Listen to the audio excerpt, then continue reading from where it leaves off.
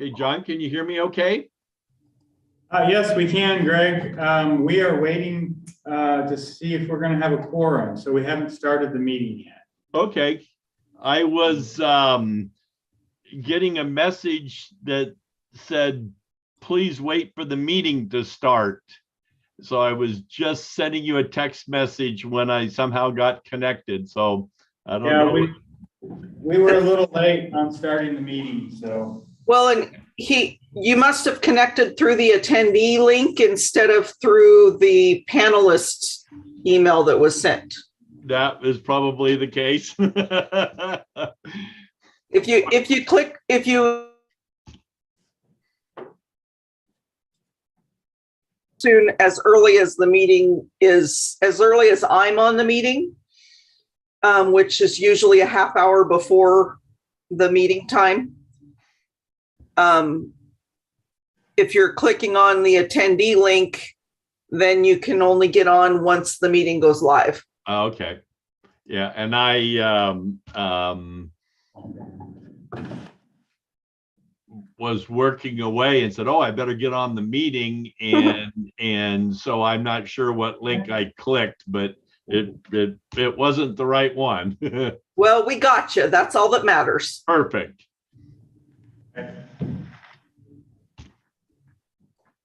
Ben should be with us shortly. He's trying to get a connection, so we'll wait for him.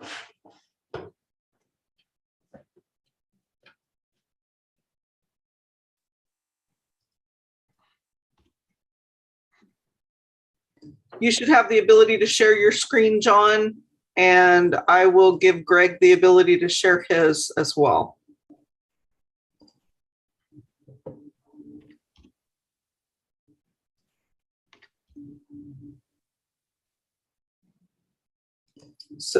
So as soon as you have quorum, you're good to start the meeting.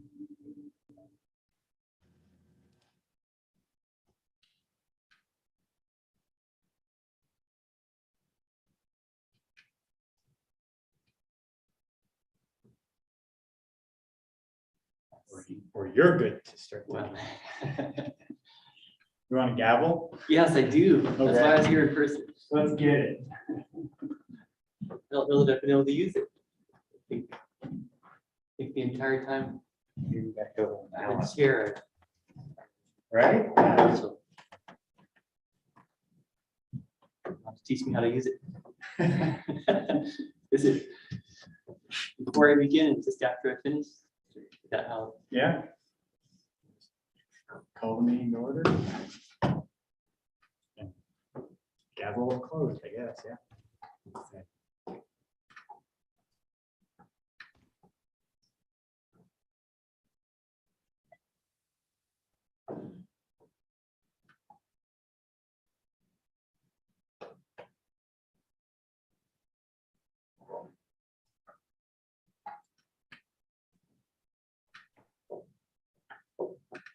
Ben, are you with us?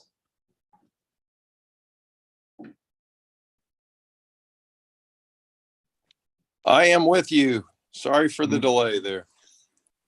All right, we have a quorum. I now call to order the 410th regular meeting of the City of College Place Planning Commission. Mr. Ricker, would you please take roll call?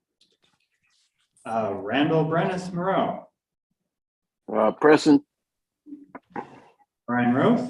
Present? Ben Dawson. Present. Dennis Olson is absent. Curtis Nelson, I regret to inform you, has resigned from the commission, so he's not here tonight. Leroy Wagoner. I'm present. Thank you. And then Todd Reiswig, I do not believe is in attendance. He emailed earlier today and said he would have intermittent cell phone reception. So we have a quorum. Have we received any public comment? I have not received any public comment. We do not have anyone in attendance here at City Hall at the live meeting. No virtual attendees either, and I did not receive any comments. Thank you. We'll move to our consent agenda, consisting of approving tonight's agenda and approving the minutes from April 19th. Is there a motion to approve these two items? I move that we approve these two items. This is Wagoner. Thank you, Commissioner Wagner. Is there a second? Commissioner second. Brennis. We'll go with Brennis on that one as a second. All right, any discussion? All right, if not, all in favor, say aye. Aye. Aye. Any opposed? All right, consent agenda is approved. So we'll move to the first item in our regular agenda, which is Affordable Housing Development Code updates. I'll turn the time over to Mr. Rickard. And I'm going to turn it over to our consultant, Mr. Greg Dorn, who is with us tonight. Greg, if you want to take it away and let me know, Greg, do you want me to run, do you want me to allow you to share, or do you want me to pull up the memo and just scroll through it as you're talking? Yeah, let's put the memo up if you wouldn't mind, John. There you go. So we at a previous meeting had discussed a number of changes, and we went through a long list of them. And after we did, John and I regrouped to kind of compare notes to make sure that we heard the same thing, and we think we did, but we thought it would be appropriate before we send everything out and start the public review and comment period to run it, planning commissioners, by you one more time to make sure that we heard it correctly. We also need to thank at least one of the commissioners who noted that there was an error in the memo, and that we hadn't picked up all of the previous changes that had been made to the development regulations. And we're really appreciative that you caught that, because it helped us find some more things where we were working off of different versions of the document. And so that helped a lot and helped us avoid some confusion along the ways. But we do want to just walk back through it briefly tonight. One of the, kind of the big item is the table that has the density dimensions and the like, and the correction, which properly so, is we had listed the multifamily residential density at 12 units to the acre, when in fact you had previously recommended and the council had approved that the density be at 31 dwelling units to the acre. So we've made that correction, and jumping to another item that brings the zoning in that district into alignment with that tax exemption that we had been talking about. So that has some other benefits, but we'll talk about that later. But the item that ripples through things and we wanted to confirm was we had the two residential zoning districts were the only zoning districts that had a maximum lot coverage provision. All of the other zoning districts would allow impervious surface on the whole lot. And in the single family and multifamily residential districts, as a practical matter, it wouldn't be 100% because you have setbacks and other areas. But as John and I were talking, we were asking ourselves, now let's review this. Why is it that there is a minimum lot size or lot coverage requirement or maximum lot coverage requirement in the residential zones? And it is not because of stormwater management requirements, because assumptions are made for planning and engineering design purposes as if there would be 100% impervious surface coverage.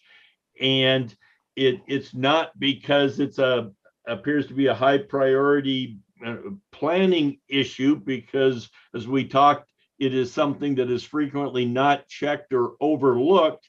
And so it really comes down to a question of aesthetics and standards. And the question that John and I were discussing is, should the city be dictating to property owners the amount of impervious surface they can or can't have on the lot, or should that be left to the property owner to make that determination for themselves?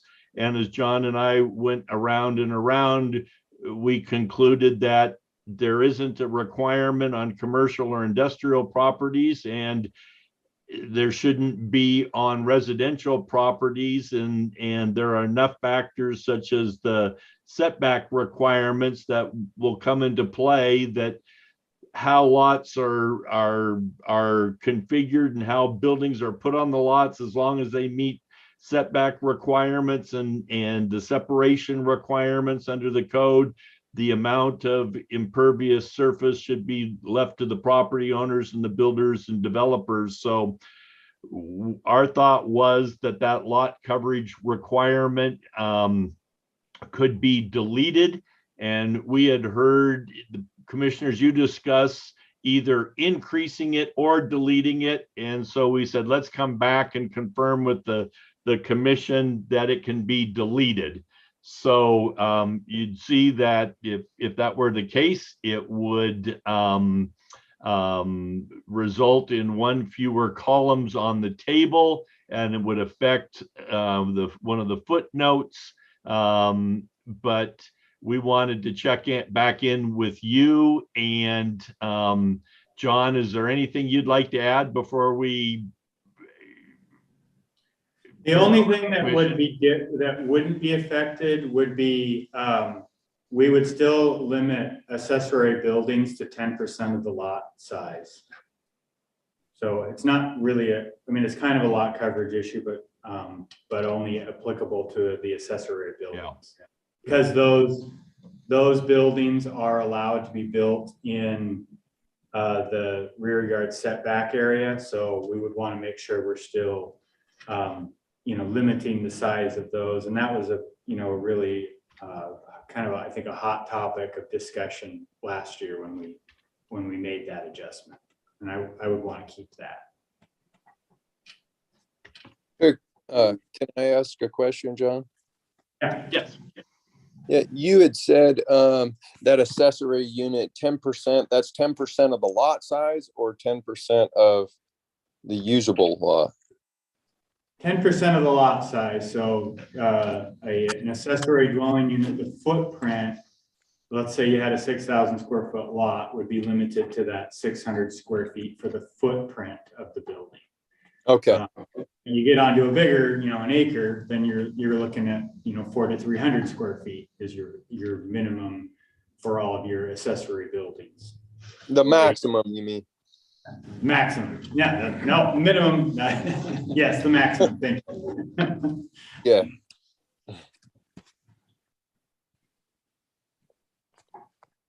Commissioners, any questions, thoughts, comments? Are you comfortable with sending this out for public and agency review and comment with the maximum lot coverage requirement struck or deleted?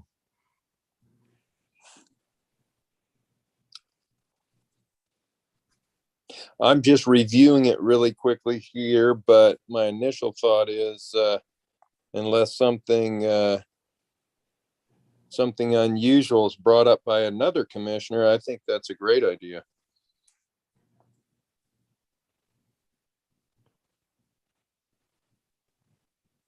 So Commissioner Brenas is in agreement with striking the lot coverage for residential properties.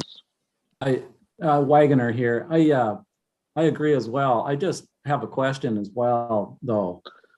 I happen to live on a lot, and John, you're aware of this, that has a huge impervious surface driveway. I mean, it covers a very large area. I'm not sure. I mean, it's concrete. Is that part of this discussion? So when planning would review building permit applications for lot coverage, we would look at the footprint of the building Okay. only. Okay. In the case of like things like a deck, that wouldn't factor in unless it had a roof over it. Or any of your outbuildings would count. But impervious area like driveways and sidewalks, those don't count into it. They count into it when the development is under review for their stormwater. Okay. The stormwater report's designed for 100% lot coverage, essentially. So the storm systems can handle full build out in theory. So that's why the lot coverage that's is basically it's an aesthetics sort of thing, because we have setbacks that already factor into that, and so.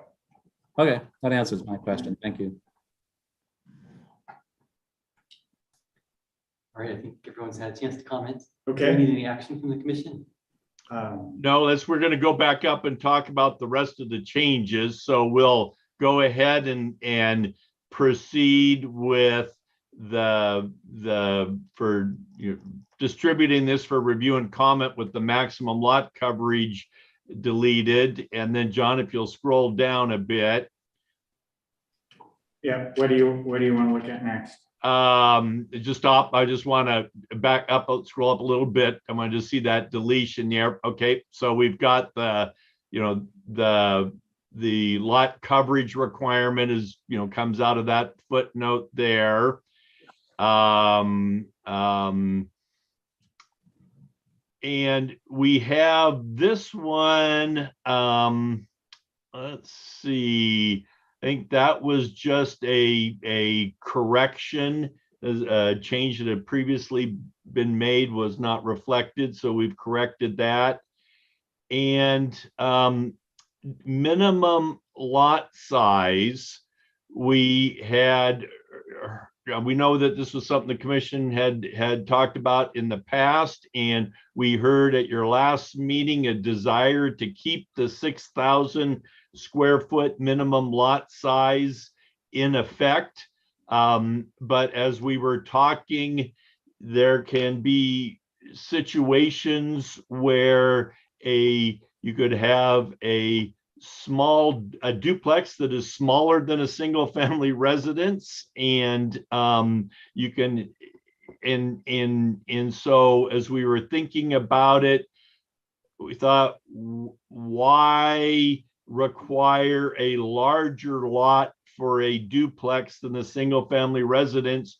Or you could have a situation where you could have a single family residence and an accessory dwelling unit on a 6,000 square foot lot. So once again, why treat duplexes differently? And so we wanted to double check with the commission on the notion of maintaining the 6,000 square foot minimum lot size for residential lots, but not requiring duplexes to be on a 7,500 square foot lot. So a duplex would be subject to the same lot size requirements as a single family residence or a single family residence with an ADU. And we wanted to double check with commissioners to make sure you were comfortable with that being circulated for public review and comment.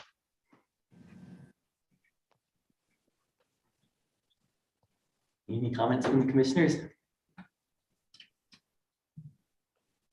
So what, Go ahead. This is Commissioner Brennan. What are the parking requirements on a duplex? They are currently Oh. 2 per dwelling unit. Okay.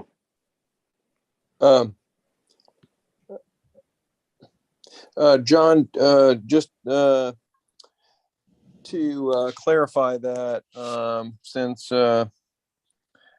we talked about some different duplexes possibly even being smaller than single family, isn't it if the square footage on a duplex is under, it kind of qualifies as a mini size, that parking requirement's a little less than that? Under 6.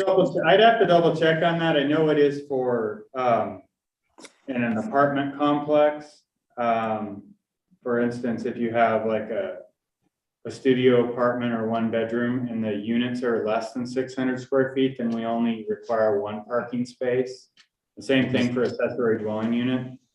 If it gets larger than that, then it's 1.5 per unit, and this is in multifamily. So, but I think our parking table for duplexes, because typically they tend to be on that larger size where it's a 3-bedroom or 2-bedroom setup. We require that to be 2. But that's something that we could look at tweaking. We could base the parking on the size of the unit and the number of bedrooms, similarly to how we do it with the multifamily. We do allow tandem parking, which we hadn't in the past. We've changed our standard for that. So, and Ben, you may be familiar with this, where if maybe the duplex has a single car garage, and in the past we would not count the space in front of the garage, the driveway part, as a parking stall. We would always require that there be an additional space that's off to the side of the garage door for that second stall. So there's been some, I think there's already been some flexibility there. So even if we have a smaller unit, that, there's still going to be a driveway anyhow. So if we do a garage and count the stall in front of the garage door, that there should be sufficient parking. Gotcha.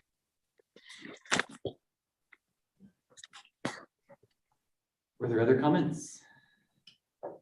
I was going to say something. This is Wagoner. I basically, I had the same question, so I guess we're all on the same page now. Thank you. Yeah, so part of my concern about reducing the lot size has to do with the parking requirements and for keeping the character of the neighborhood. Because if you're in a, basically single family residential neighborhood, and then a builder builds a duplex, I didn't want, or I think that that it should be such that you still, don't have a whole bunch of cars spilling out of that property, and that it looks like it's just really shoehorned in there. That might really go against the character of the neighborhood.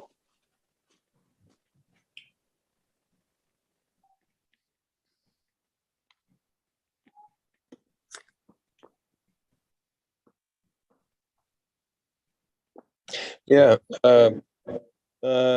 Commissioner Dawson here. I hear what you're saying. It's an interesting thing. It's almost like lot size isn't necessarily the best. It might be the best, but it's not always the most accurate way to determine whether something's fits well. I mean, College Place is kind of full of these lots that are, I call them runway lots. They're about wide enough to land an airplane on, and just about long enough too. And in a lot of places, lots tend to be more square in shape, and a lot of these that I'm referring to are kind of like infill lots. They might be 50 or 60 feet wide, but they might be 150 or 180 feet deep. And so I guess what I'm trying to illustrate is you might have a lot that technically qualifies to put a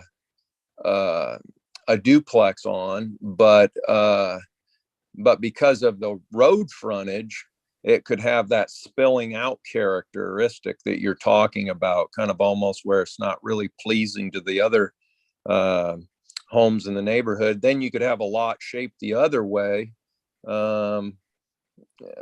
where it might be quite a lot less square footage, but there's ample room on the frontage, which tends to be the choke point as far as whether something looks appropriate or not, or whether there's room to get the cars on and off the street.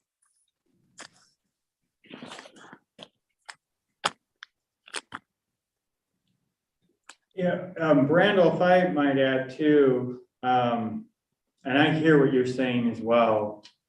My mind always goes back to density, and if we are allowing, let's say we have a 6,000 square foot lot, and we allow a single family and a duplex, or excuse me, an accessory dwelling unit on there. Granted, they're both going to probably be relatively small in scale, given that we're dealing with a 6,000 square foot lot.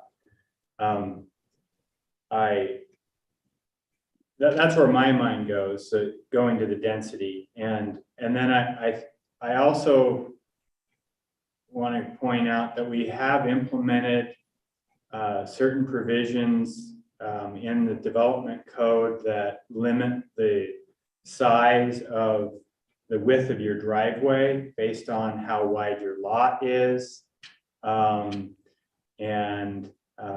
So and requiring yard in the front as part of the development standards. So while we might have a small lot and somebody might want to build a duplex on it, if we move forward with eliminating that 7,500 square foot requirement, there are provisions in place that it's definitely going to be a scaled back duplex.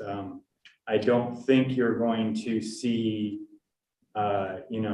two 3-bedroom houses or duplexes on these small lots. They're going to have to be scaled back in size for sure. And the other thing that I'm a little concerned about is that I might be put in a position where somebody comes in and really is trying to build a duplex on a small lot, but they're being facetious about certain things and calling one an accessory dwelling unit, and that fuzzy line between the two. And I want to eliminate those fuzzy lines. If it just boils down to density and some aesthetics, then I think we can address that. So that's just some additional some thoughts that I've had.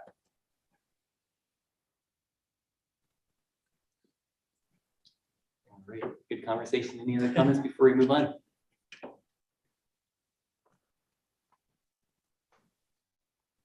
All right, Greg, what's next? There's, John, if you scroll down, this item in yellow right here is a just a technical correction.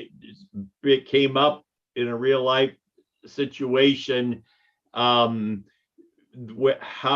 to measure side yard setbacks when you're dealing with the side yard that is on the side where there's a street, in the case of a corner lot.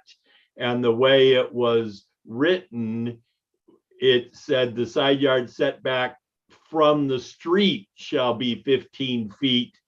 Well, that the intent was to indicate that it's on the side of the house where the street is, and the street and the property line is where you measure from.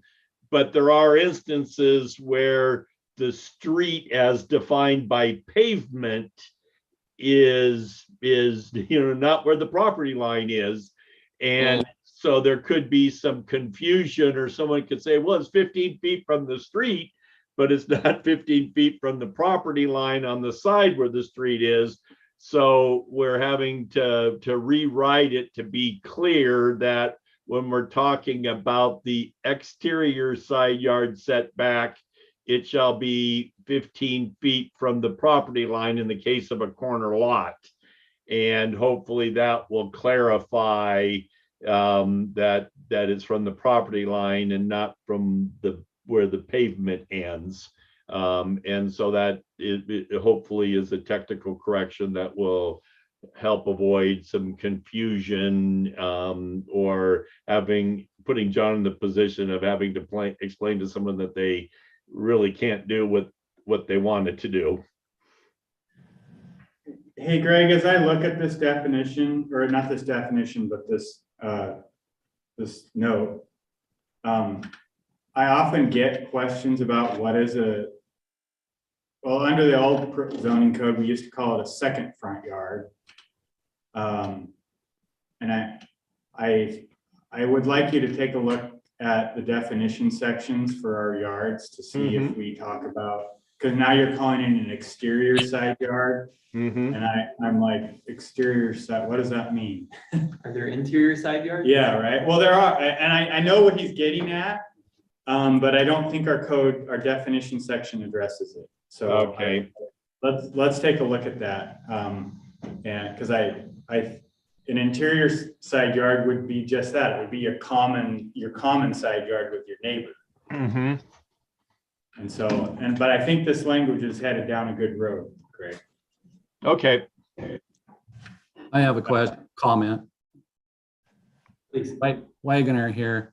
I agree with this. I don't hate to be picky, but just for your information, the property line on the side yard can also be identified as the road or street right-of-way line.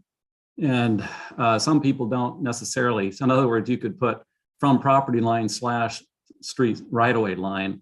That may be redundant, but I can tell you from a surveyor's perspective that when you're talking about a street, a right-of-way line actually defines it. It's the same thing. Yeah.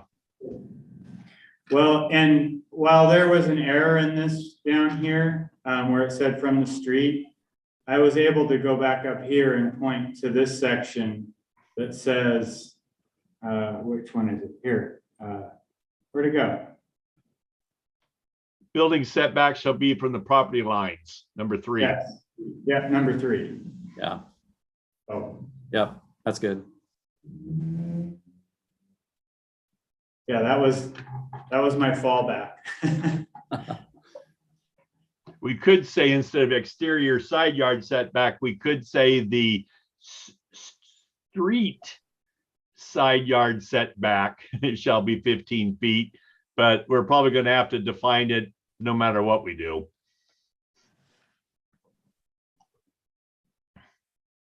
How about the side yard abutting the street?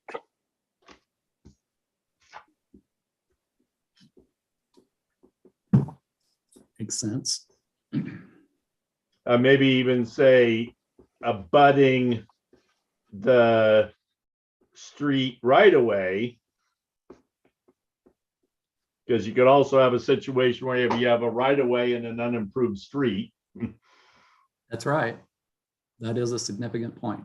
Yep. Okay. This is why codes are so long.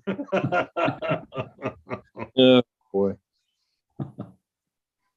Commissioner Wagner, did you have another question? Because your hand is raised. Oh, excuse me. No, I'm gone. You were stretching. Yeah. Stretching. Good. Are we ready for the next page? Page 4. I think there's a comment there as well, Craig. Yeah, and that was just a footnote that had been previously added just to restate that there is the maximum density is determined based on compliance with building height, setbacks, lot coverage, parking, landscaping, da, da, da, da, da. So there are factors that will help determine what the maximum density is. And so this was just kind of a reminder to people, and was something that had been added to the code before, and we wanted to make sure it still is there. It's a good reminder. Greg, shouldn't this be 31? Yes, yes. Yep. Yep. Right here. Okay. So then, John, so those were the only changes that we heard from the list that we had talked with the planning commission, but there were two more items that we had discussed, and we wanted to circle back on those. And so, John, if you could scroll up again a little bit, so that right to there. So we had discussed at the previous meeting whether to allow multifamily housing as a permitted use in the general commercial zoning district, as now it is only permitted as a part of a mixed use commercial and residential development in the general commercial zoning district.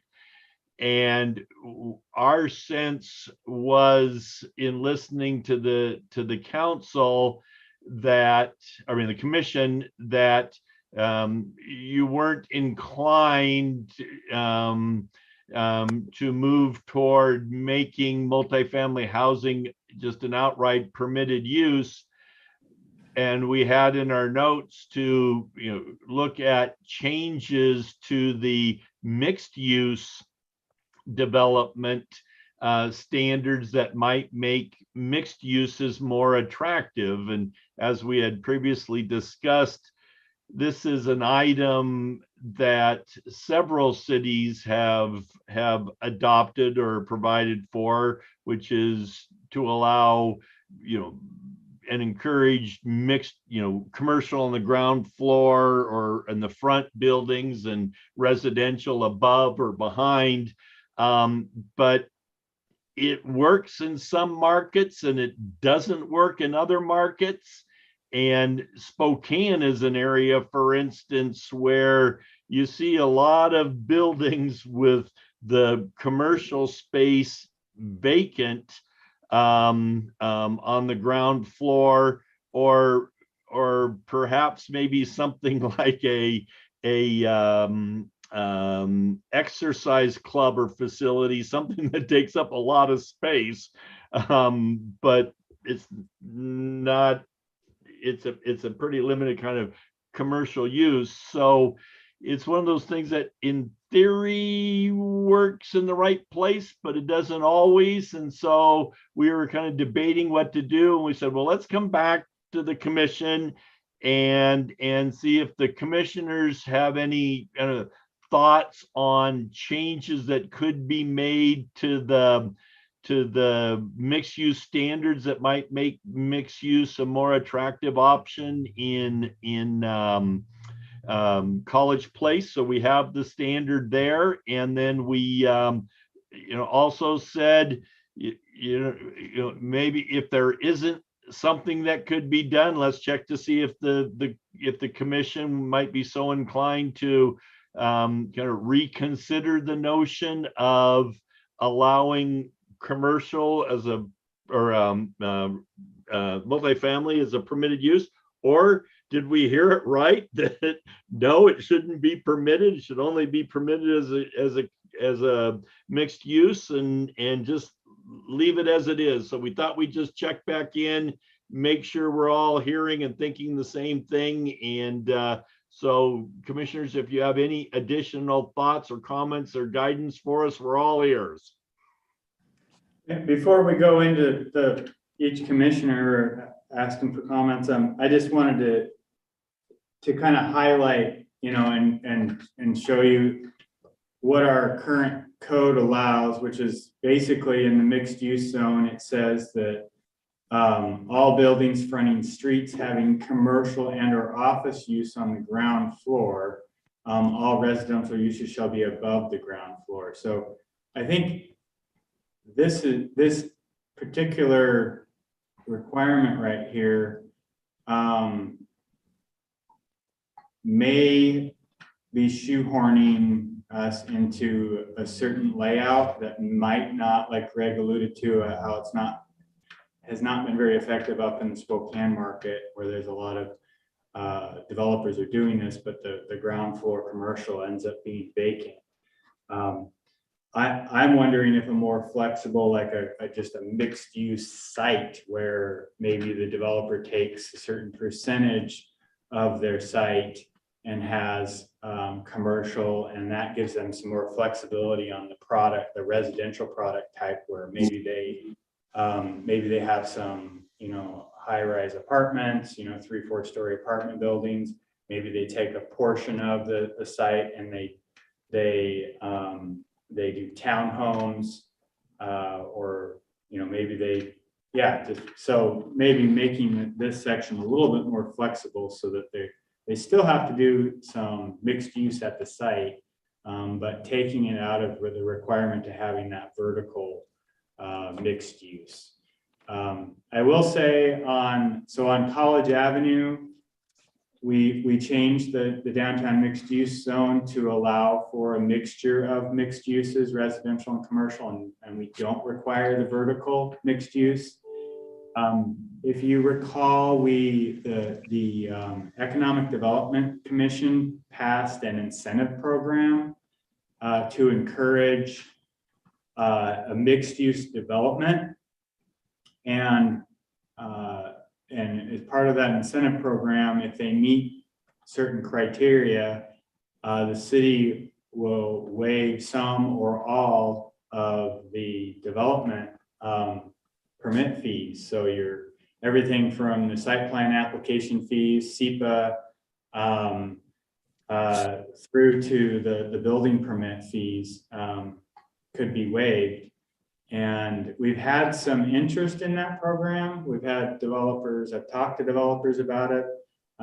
We actually have a developer that bought a piece of property on College Avenue recently with the intent of moving forward with that incentive program. And they want to do a fairly large mixed use building on a relatively small lot of 20 units. And they're experienced in doing this sort of product over on the Portland and Seattle area. And they are, with our development cost and, the cost of land and infrastructure and all that, they're having a real hard time making that project pencil with having to have, I think the code says you have to have like 3,000 square feet of commercial on the main floor, or maybe it's 6, it's somewhere in there, but they're having a real difficult time making it work with the commercial on there. So the Economic Development Commission actually is going to be considering modifying that program to make it more of an a la carte, where that's an option to do the vertical, but they may modify it such that you don't even have to do the commercial, and you would still qualify for the incentive program. So it's a challenge. It's a challenge I think in a lot of markets, and especially the rural markets like ours, although we like to think we're urban. It's challenging to get that mixed use to work. So anyhow, there's my spiel, and I turn it back over to the chair. All right. Answer questions from the commissioners.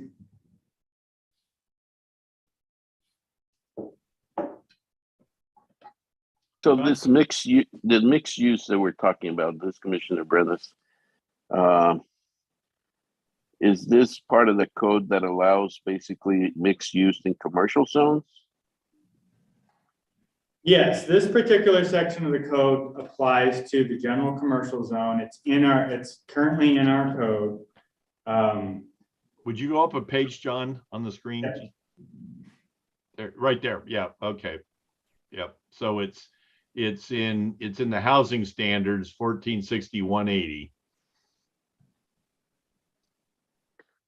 You know, I'm definitely for allowing more flexibility so that we're not saying, okay, you need to have the ground floor be commercial, but at the same time, I think we should have some language that requires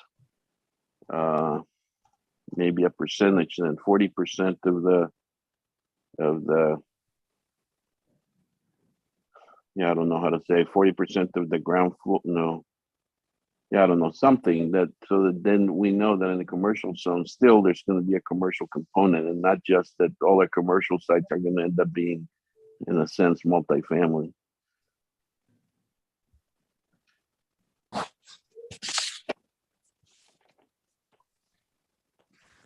I had a question.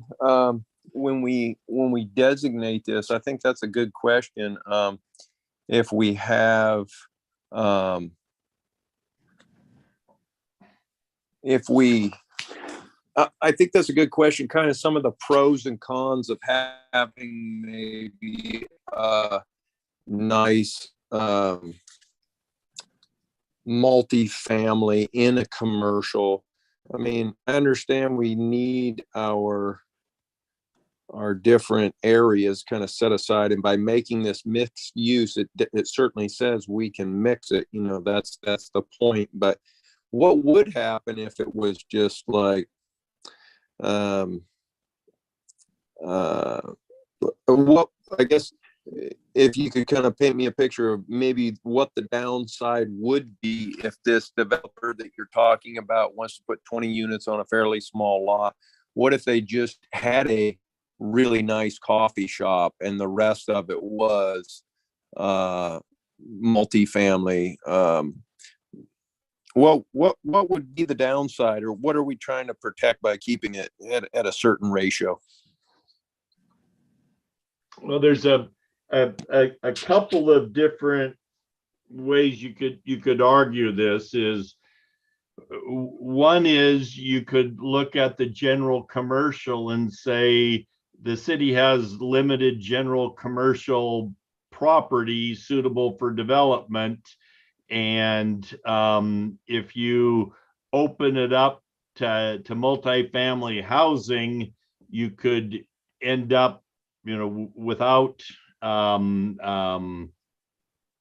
reducing the amount or running out of general commercial.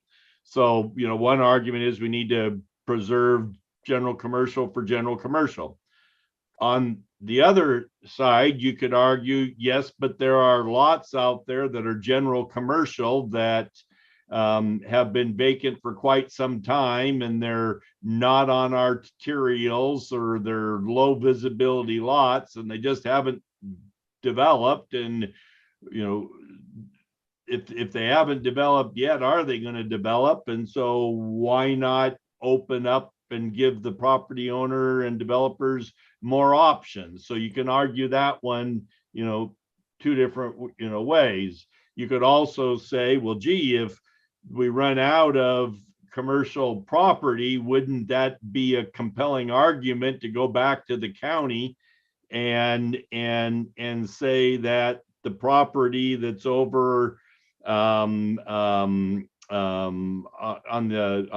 the far side of the highway from the Walmart and the high school, that the city asked to be included in the urban growth area because there's city water over there and the ability to extend city sewer, and has frontage on the highway, and the county commissioners said no because the city doesn't need it. So you could argue that if the other properties were used up, that would make a more compelling argument for property that really is ideally suited for commercial development to be included into the city's urban growth area. But then again, you could argue the commissioner said no before, and what if they don't say, what if they continue to say no? So, you know, you can kind of go around in circles on that argument. Oh, I guess those are some of the thoughts. You know, there's a lot of communities where you look at it, and I mean, there's a very strong market for mixed use commercial and residential development. You go to some place like Bellevue or Issaquah, or boy, if you haven't been to Kirkland recently, go to Kirkland. I mean, my goodness. But that's not Walla Walla, and that's not Spokane. And, you know, how strong is the market for mixed use developments in Eastern Washington? And, you know, is it a matter of the market isn't there and changes need to be made, or is it a matter of waiting until the market catches up? So those are some factors that you could argue one way or another, but all of them have a circular characteristic. Some of it, you know, comes down, you know, take the College Avenue situation that I referenced. Some of it's coming down to, you know, not our requirements, like take parking, for instance, but the developer's own requirements. The developer is not willing, even if there was a code that said you don't have to provide parking for your residential. No developer is going to build an apartment complex in Walla Walla County that doesn't have parking associated with it, because we are in a rural area. Yes, we have, you know, a pretty good public transit system, but we are in a rural area. You know, it's not easy to get to the Tri-Cities from here. Yeah, there is the grapevine or whatever they call it, but most people have at least one car. So let's say the guy's trying to get 20 units on this piece of land that he bought. Well, he's going to have at least, under the current standard, the minimum is he's going to have 20 parking stalls. Well, then you throw in the commercial side of that. Well, any good tenant is going to at least probably have a couple of parking stall demands for their own employees. And then you got their public parking that they want to provide. And we don't have a public parking system in our College Avenue core, where, you know, that's on our list of our bucket list to complete. And you know, that we think is going to help facilitate, you know, some additional commercial stuff on College Avenue. But even College Avenue itself, you know, we lost a lot of parking on College Avenue when we did the CARS project, and we put in all those little turn lanes. So this particular lot, while it's a decent size, it has a turn pocket in front of it because it's on a corner. And so it has 0 parking in front of it on College Avenue. There's one stall just south of it. But that, you know, it's just, you know, we kind of did ourselves some damage by all of those turn pockets. So there's a lot of factors in here that are affecting how mixed use will mixed use work in College Place.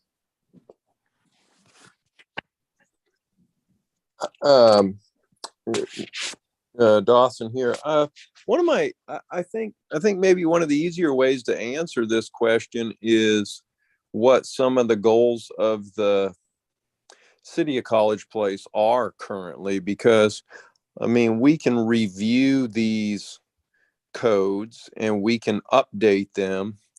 It's not, I don't think it's like we've got a waiting list and we've got, you know, 40 businesses from out of town that want to build here next month.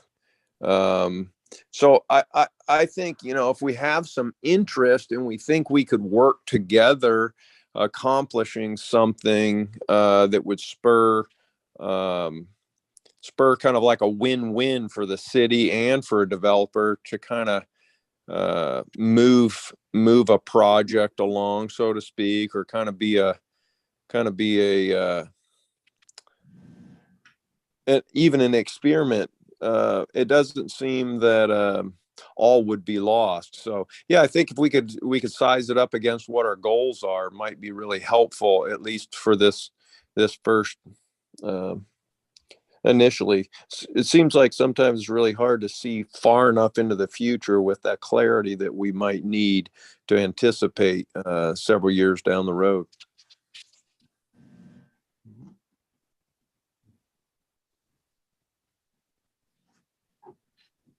So one of my concerns, this Commissioner Brennan, is what Greg talked about, that we need to reserve areas for commercial use. And I think about, okay, if we allow basically a whole bunch of multifamily residential in some of our commercial areas, and if that gets developed in that fashion, then where are we going to go with commercial areas in the future?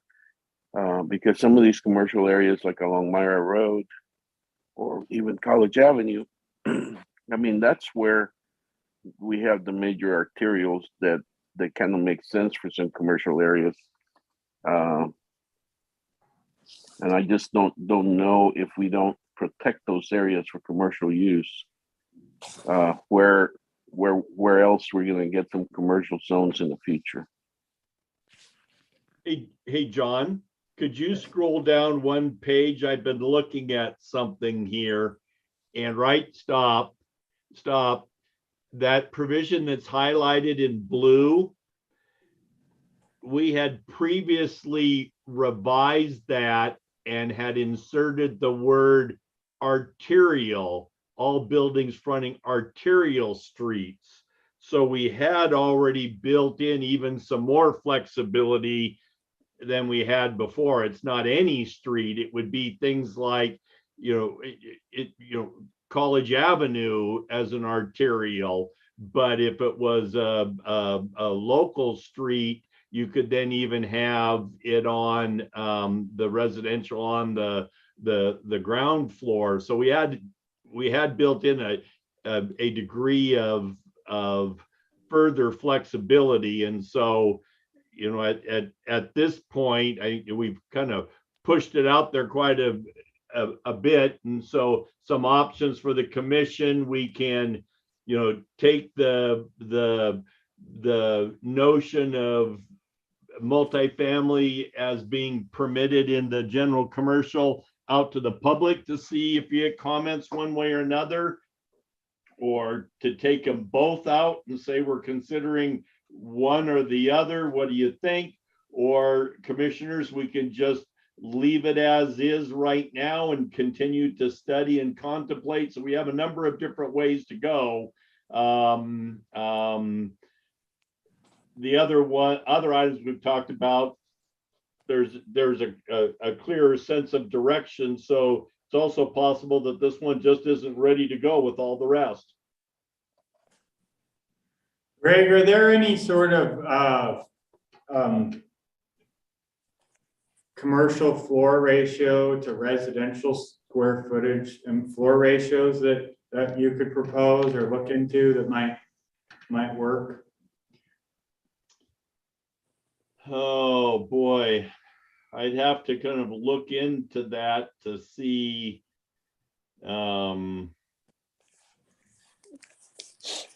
I'd have to look to see if someone's come up with one. I could see where, on the one hand, it would be well intentioned, but I could also see on the other hand, it could be something that kind of is played with and manipulated with. In another city, this is a little bit different issue, but there was a large scale master plan development that had been approved 20 years ago that's come back to life. And there's a provision in there that says that there should be X number of acres in a business park. And there doesn't appear to be the market for that many acres of a business park. But in looking at the situation, the time and expense and the like to go through the process of amending the master plan just might not be worth it. And so we were looking at and trying to think of different ways that it might be accomplished. And somebody said, well, there's nothing that says how, how you determine the acreage. There's nothing that's, it just says, 36 acres of business park. It doesn't say things like exclusive of streets, for instance, or exclusive of landscaping and the like. So what if we look to see how much stuff we can reasonably call business park, and maybe there is the right number of acres there. So, I mean, there's an instance where there was, kind of a standard and it wasn't going to work, and all it was inviting was trying to find ways to work around it. So I'd have to look, John. None come to mind of a ratio that would be kind of well reasoned and might make some sense, but it doesn't mean there isn't one out there. Yeah, I'm just, I look at this code and I'm just not very happy with it. It doesn't read certainty from a developer's standpoint. There is, the as determined by the city in there, and then this vertical mixed use requirement may be waived for certain buildings based on a finding by the city that topography precludes access to that building from the street. And I don't know. It's open to a lot of interpretation, which doesn't, I think it scares away developers. I mean, just that's one thought when I look at this. Not my favorite part of our code. Okay, well, any last parting thoughts on this topic? I maybe just, I'll just add one thought is,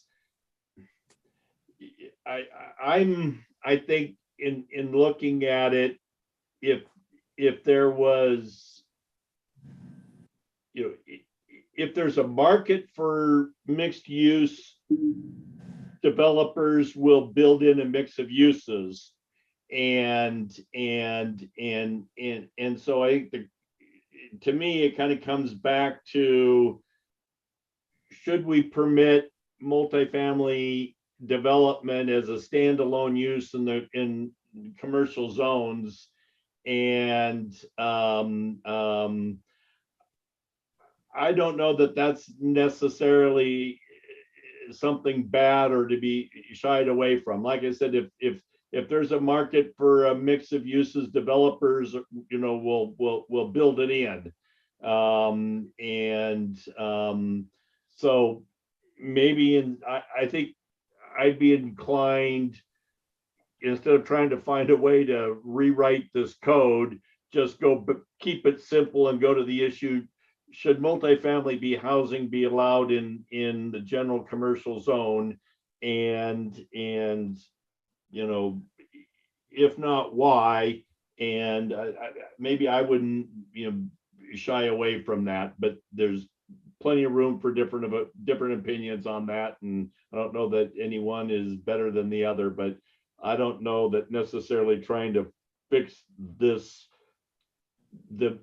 code is going to make it any better than anything else. I mean, there's either a market for it or there isn't. And if there is a market for it, it seems like the development community will build it in. So yeah, I tend to agree with you too, Greg. I think we could make tweaks to this and still not have any effect. And I'm more of a straight, table of uses, what's allowed in the zoning district. And, either you allow residential in that zone or mixed use in that zone, and let's not get complicated about the ratios, and let the market, determine what gets built on these commercially zoned pieces of property. The city administrator, I know, is in favor of a broader allowed use in this general commercial zone. And it,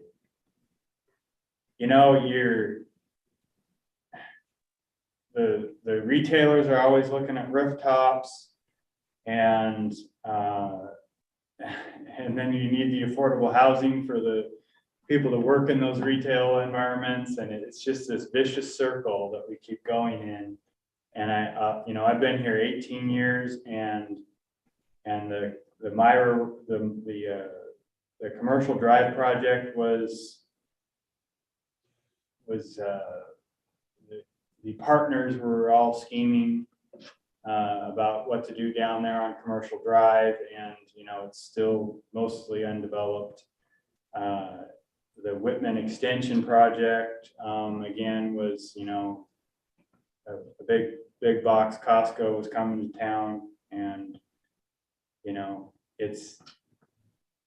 we had a developer come in there and do a PUD, and half of it's supposed to have a 180 unit apartment complex on it, and the other half is supposed to be mixed use, but more of a, not mixed use buildings necessarily, but a mixture of residential and commercial, and none of it's come to light. So we're still hopeful on the residential side of things, but I don't have no idea what's going to come of the commercial on that piece. But we've just got to start seeing activity on these properties, and I'm of the belief that the market will drive what gets built on those. And so anyhow, that's my piece, and I've said enough. So again, lots of conversation on this section. Where are we going from here? I'm not sure that I heard a consensus on whether to adopt this supplemental housing strategy or not.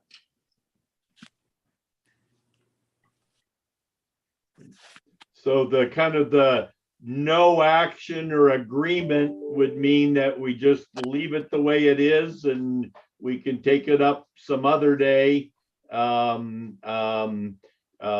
It would, I think, take some, consensus among the commission to take the notion of permitting multifamily in the general commercial zoning district out for public review and comment.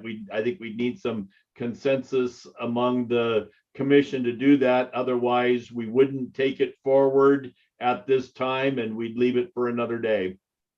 Well, to add to that, Greg, I think that another alternative is to, it was a recommendation in the housing strategy. And so we could move it forward and have it struck, have the, when it comes to the public hearing portion, similarly to how we dealt with the manufactured housing. If you remember, there were a couple of components that the Planning Commission recommended be struck from what moves forward to the council. This could be one of those, any of the housing strategies, they could all be voted on separately. And the ones that pass the muster and move forward, they move forward, and the ones that don't, this is how it goes. I think this is an important enough one that I personally would like to see it at least get a vote. Sure. Yay or nay, Yeah. at a hearing. But that's my two. Well, that's my 4 bits now. Yeah. Do we need a vote here to move it to public hearing, to put it out for comment and move it to public hearing? What's the proper procedure? So I'm a supportive vote as well, but do we need a vote tonight, or could we just kind of? Just a general consensus on how to move forward. Do we take this, do we put it out for public comment as an option? Or do we not? Do we leave it off of there and not address it? So Commissioner Brenes is of the opinion that although I do support that we need some more flexibility, I don't think that we have the right, I guess, product yet here. I think that it needs to be thought about a little bit more. So I would be of the opinion that we just push it aside and consider it some more. Just to make it right. I think that we don't have, in my opinion, the right fixes. All right, can we hear comments, brief comments from the other commissioners as well? Commissioner Dawson here. In reference to what we were just talking about, multifamily use in the general commercial, or in the mixed commercial,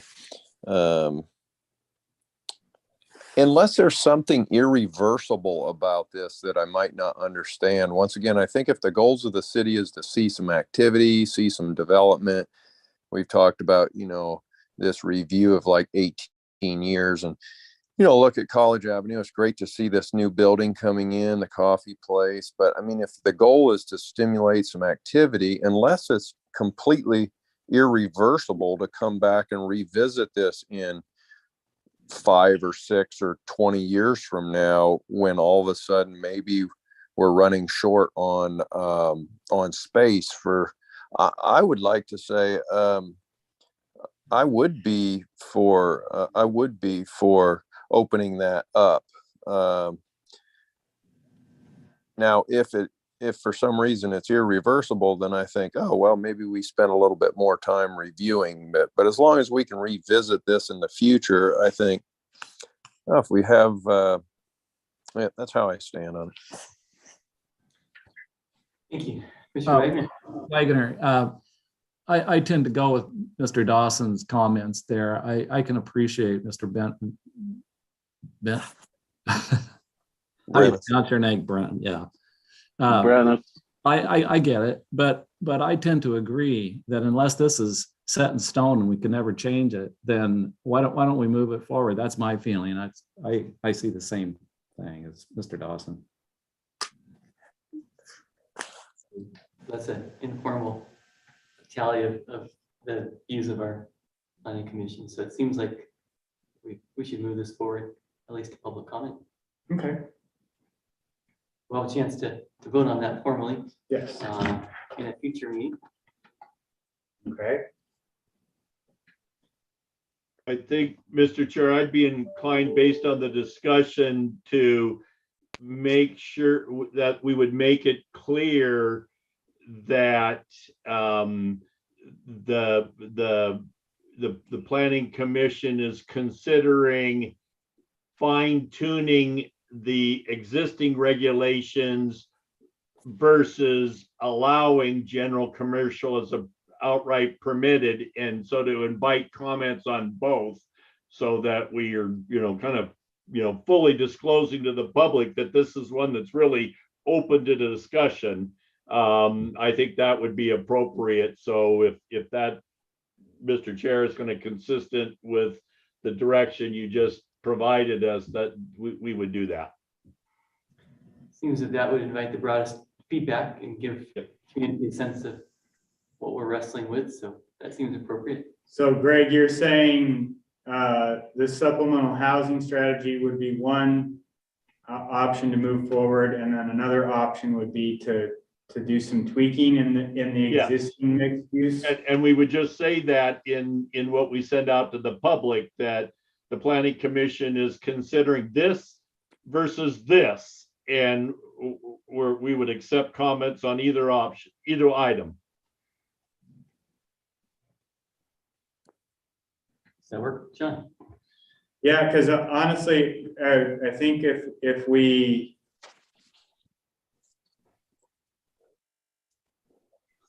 I think you almost would have to put out an option to add mixed use as a permitted use in the general commercial zone, and get rid of all of this. Well, maybe not all of it, but a lot of this. Well, that's what we'd say. That the commission would consider revising all of those conditions that are underneath there. That's one option. Another option is just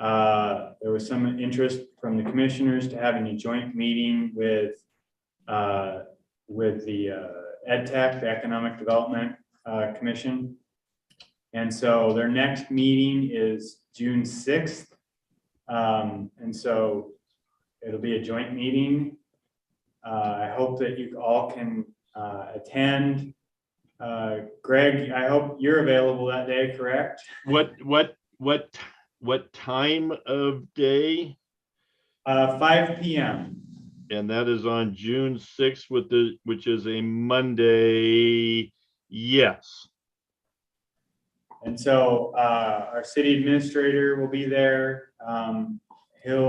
I think Greg and Mike Rizzatello will probably tag team on the multifamily tax exemption program. And yeah, so it should be a good meeting. They'll have some other items of it that they'll be addressing as well. So you guys can stay for the whole meeting or just the part that the multifamily tax exemption. It'll be. John, did you say 5:30 or 5? 5 p.m. 5, thank you. 5 p.m. on 6/6. Let's make sure we cover that topic first so that if Commissioner Correct. wants to leave after. Yeah, Lisa's on and she'll make sure it's on first. I will put this first on the agenda. Yeah. And we can, if you know you're going to attend in person, it might be helpful, just so we can make sure we have enough space in the room. How many members are on the EdTech committee? Lisa, is it 5 or 7? There's 5. Oh, no, wait, sorry. There's 7, but they don't usually all come. Okay. So there should be room, but you do have the option to meet in person. Brian and I are in person here at City Hall, so just keep that aware. All of our meetings are hybrid, so we'd love to see you in person if you're available.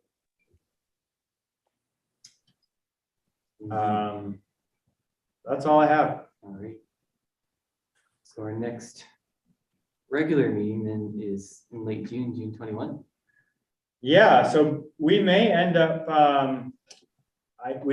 canceling this meeting if Greg and I can get our acts together and get stuff out for public comment. We wouldn't have the hearing until July, most likely at the earliest.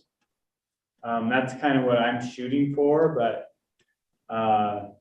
Greg, do you have any thoughts on when? No, I think that's a fair trade-off. If we're going to have a meeting on the 6th, I think that's a reasonable goal. We'll keep the commissioners informed, but I'm in favor of it. I would prefer to have the hearing in July, August. I have a vacation planned. Okay. And some other things going on. It might be kind of hard to do it in August. So if we can't do it in July, it'll have to be pushed out till September. Okay, let's shoot for July then. Okay. Does anybody else have any conflicts coming up that they know of in July? For the July meeting would be.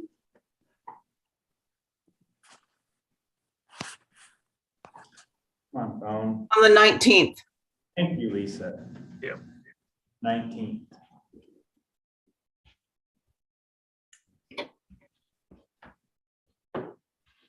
Well, hearing no. Yeah, I Commissioner Brennan is going to be on vacation, but I think I could make a virtual meeting.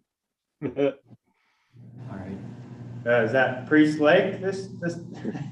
That's what it is. You know me too well. Wagoner here. That will work for me. By the way, Mr. Brennis, we're going to Priest Lake the following year for our 50th wedding anniversary. Oh, wow. Yep. Congratulations. What about you, Mr. Dawson? Do you have any conflicts? I think that will work just fine for me. None at this time. All right. And John, for the record, I'd be happy to meet any of the commissioners up at Priest Lake. Our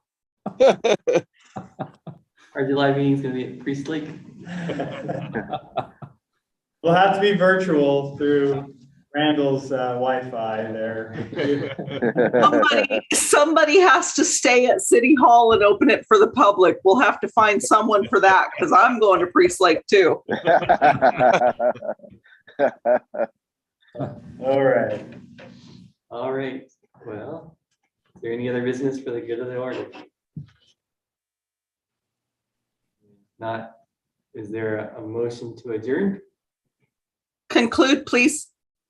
Oh, yeah, we're supposed to conclude our meetings. Oh. So, Motion to conclude. to adjourn? Yeah, some legal Oh, technicality. all right, pardon me, I'll update my notes here. Meeting to conclude, is that the new terminology? Yep. All Yes, right, please. good, is there a motion to conclude? This is Wagner. I'll make the motion to conclude the meeting. Is there a second? I second it. Afraid we were gonna be stuck here all night. That was Dawson. All right. Uh, Thank you. There's no objection and the meeting is adjourned at 8:30 PM. Thank you, everyone. You. Thank you, guys. Okay, have a good one. Thanks. Yeah. Bye.